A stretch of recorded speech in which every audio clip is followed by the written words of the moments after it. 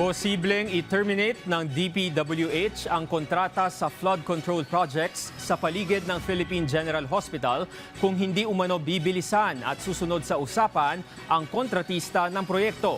Pagtitiyak pa ng DPWH, mahigpit nila itong babantayan.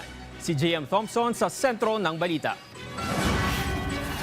Uminit ang ulo ni DPWH Secretary Vince Dizon matapos madismaya sa inspeksyon sa flood control project sa paligid ng Philippine General Hospital sa Taft Avenue, Ermita, Manila. Napag-alamang kaibigan ng kontratistang Edson Development and Construction Incorporated ang kapatid ng dating kongresistang si Zaldico. Yung Edson na ang joint venture pa ganyan, ngayon ko lang nalaman, yung kapatid ni Zaldico. Naabutan ni Secretary Dizon na nakatiwangwang ang proyekto sa paligid ng PGH. Nagsimula ang flood control project noong December 2024. Pero sa ngayon, 17% pa lang ang nagagawa sa proyekto sa loob ng halos 2 taon.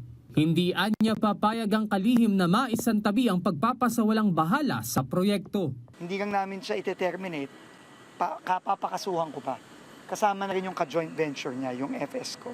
Sa 700 milyong budget para sa proyekto, 15% pa lamang ang nababayad dito at inaasahang matatapos ito ngayong taon. Kritikal ang paligid ng PGH dahil mababa at maliit ang drainage dito. Sa tuwing malakas ang ulan, binabaha ang parking lot at minsan pinapasok pa ng tubig baha ang mismong ospital. Maawa naman siya sa mga pasyente dito. Di ba, na napeperwisyo, tsaka yung mga doktor natin, yung mga nurse natin, yung mga staff ng PGH, napeperwisyo dahil ang bagal-bagal niya. Hindi deserve ng mga kababayan natin yung ganito. Kaya dapat talaga, maayos na kontratista ang mga kinukuha. Hindi yung mga kamukha nito na hindi man nga makapag-mobilize ng tao. Pangako naman ng kalihim na mas hihigpitan pa nila ang pagbabantay sa mga proyekto ng pamahalaan para masiguro na tama at maayos itong nagagawa. Hinihiling din ni Dizon ang pakikipagtulungan ng publiko at i-report ang mga makikitang posibleng may pagkukulang sa mga proyekto ng pamahalaan para agad itong maaksyonan.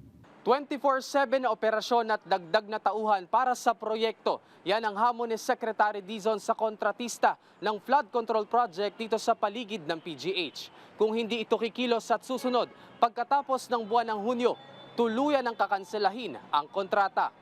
Sinisigurado naman ng DPWH na hindi ito ang magiging dahilan para hindi mabigyan ng ligtas at maayos na lugar ang mga residente at pasyente. JM Thompson, para sa Bayan.